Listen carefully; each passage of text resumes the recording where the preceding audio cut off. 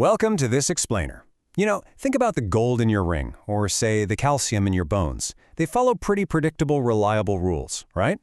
Well, today, we're exploring a massive paradigm shift at the absolute very edge of the periodic table. We're going to look at the extreme limits of nuclear physics. It's this wild place where atoms are so massive and the forces are so intense that the classical rules of chemistry we've literally relied on for over a century, they just completely shatter. We're talking about the synthesis of entirely new elements, the incredibly bizarre quantum effects that dictate their behavior, and this fascinating theoretical destination known as the island of stability. Let's dive in. Here's a quick look at our roadmap. First, we'll cover the classic periodic law. Then we'll journey to the frontier of synthesizing element 119. After that, we dive into relativistic quantum chemistry. And finally, we'll survey the theoretical island of stability. Okay, part one, the classic periodic law and the foundational rules of chemistry. Because, well, before we break the rules, we really need to understand exactly what it is we're breaking. The arrangement of the elements on the table isn't just some arbitrary choice. As the Proceedings of the National Academy of Sciences points out, it's actually grounded in fundamental quantum physical laws, which were first laid out way back early in the 20th century by Niels Bohr. For decades now, our textbooks have taught us that elements behaving in chemically similar ways are grouped together in vertical columns. And this non-relativistic quantum mechanics, it perfectly accounts for the properties of elements in the upper and middle parts of the table. You look at a column, and you know exactly how an element's going to react. It's predictable. It's reliable. Or at least, it used to be. Okay, so let's dive into this concept called the core valence energy gap, or CVG for short. This is basically the physical origin of that periodic law we just talked about. Imagine an atom is like a big company, right? The inner core electrons are sort of like the hidden accountants. They're chemically inert, just tucked safely away in the back office. But the outer valence electrons, those are your salespeople. They actually go out, mingle, and interact to form chemical bonds. Because the energy gap between these two groups is so large, only the salespeople get to dictate the element's behavior. This whole dynamic is exactly what keeps an alkali metal acting like an alkali metal. But as you'll see in just a moment, when atoms get super heavy, this foundational gap actually begins to collapse. Moving on to Section 2, Synthesizing Element 119, or the frontier of extreme nuclear physics. So we're stepping away from established rules and moving to the bleeding edge of experimental physics. To actually create these super heavy elements, the old methodologies just have to shift dramatically. Right now, we've discovered 118 elements. Elements 114 through 118 were forged using a hot fusion method at the Joint Institute for Nuclear Research. They basically bombarded actinide targets with calcium-48 projectiles. And calcium-48 is great because it's incredibly stable and super neutron-rich. But here's the catch. This method has completely hit a brick wall.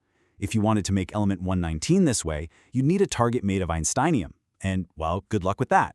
Einsteinium is so incredibly rare that you literally can't even get enough of it together to make a viable target. So research teams, like the folks at Riken in Japan, had to get really creative. They actually pivoted to using a beam of vanadium-51 fired at a target of curium-248 instead. Let's walk through the physical engineering of this incredible process step by step. At facilities like Riken, they start by accelerating this high-intensity beam of vanadium-51 particles. These particles get fired down a vacuum tube to smash into the curium-248 target. The ultimate goal here? Fusion. If they fuse perfectly, and that's a big if, they produce element 119, ununonium. Right after the collision, the stream of newly produced nuclei is immediately bent using these massive electromagnets. This helps separate the tiny fraction of target nuclei from all the other collision debris. Finally, highly sensitive equipment has to detect these newly formed atoms in literally microseconds before they just decay into something else. It is an absolutely monumental billion-dollar feat of engineering just to catch a fleeting glimpse of a single atom before it vanishes. Which brings us to Section 3, Relativistic Quantum Chemistry, or Shattering Classical Valences. We're shifting from the physical hardware of particle accelerators to the deeply abstract, heavy math of quantum mechanics. So imagine researchers actually pull this off. They successfully synthesize ununanium, and we place it right there in group 1, right below francium.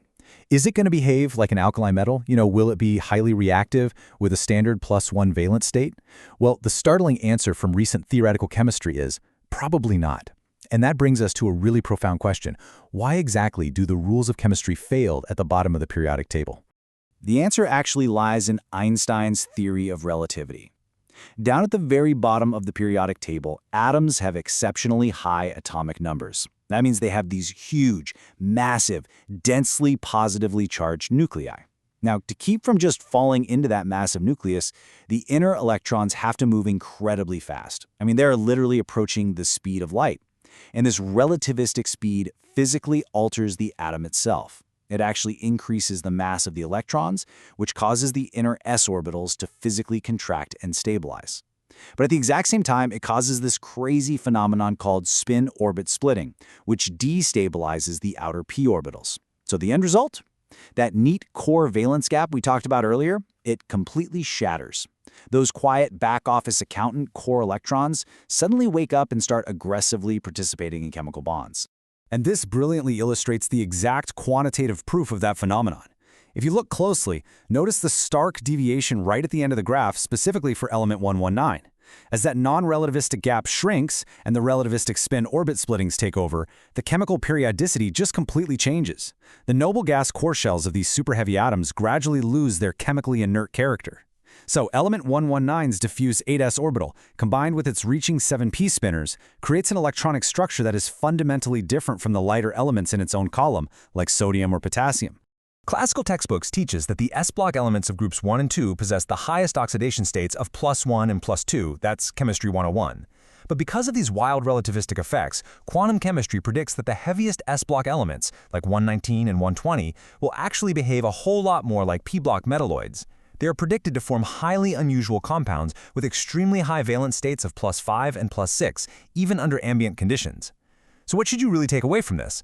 Basically, if you learned in high school chemistry that columns always strictly dictate behavior, well, these superheavy elements are actively proving your old textbooks wrong.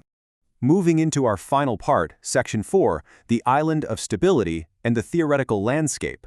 Let's look a bit further out into the theoretical future at the edge of the periodic table. All of this extreme physics builds toward a really fascinating concept called magic numbers. In nuclear physics, we think of atomic nuclei as having shell structures, very much like electron shells. And when a nucleus hits a magic number of protons or neutrons, it means those nuclear shells are completely filled up and closed tight. A closed shell confers just extraordinary stability. Current models strongly suggest that a closed neutron shell exists right at n equals 184, and this creates a theoretical island of stability on the chart of nuclides, totally separated from the known, stable primordial radionuclides we're used to. This theoretical shell closure at n equals 184 is expected to grant massive resistance to spontaneous fission. To really grasp the significance of this, you have to look at the extreme contrast. Elements far from the island, like some of the newer isotopes we've synthesized recently, they just decay in a flash. We're talking half-lives measured in mere microseconds or milliseconds. But if we can synthesize atoms that land squarely on this island of stability, their half-lives wouldn't just be slightly longer, they could be radically different. We are talking about surviving for minutes, days, or, as some of the more optimistic models propose, perhaps even hundreds or thousands of years. Now, to be fair, we haven't quite reached n equals 184 yet. The most neutron-rich confirmed nuclei only reach n equals 177, but we are already seeing the trend. The closer we get to the island, the longer these isotopes manage to survive. But of course, nothing lasts forever. Even on this stable island, these atoms will eventually die. Their lifespan is ultimately determined by a really fierce competition between subatomic decay modes. Some are going to undergo spontaneous fission, basically just tearing themselves apart. Others will undergo alpha decay. Interestingly though, right near the center of the island, beta decay might become highly competitive. In beta decay, the overall mass number doesn't actually change. Instead, a neutron just converts into a proton, or vice versa. This means an isotope could theoretically decay via this narrow pathway straight toward the absolute most stable center of the entire island. It is a wildly complex, theoretical ecosystem of subatomic survival. Which leaves us all with a profound unknown. As researchers at incredible facilities like RIKEN and the JINR continue their bombardment, tirelessly seeking element 119 and beyond, they're actually trying to answer a fundamental question about our universe. Will we discover that the periodic table just continues indefinitely? Or will the crushing forces of spontaneous fission mean that the island of stability is the ultimate final shoreline of matter? It's a truly fascinating frontier, and the very rules of chemistry are being completely rewritten as we explore it. Thank you so much for joining me on this explainer, and definitely keep your eyes on the edge of the table.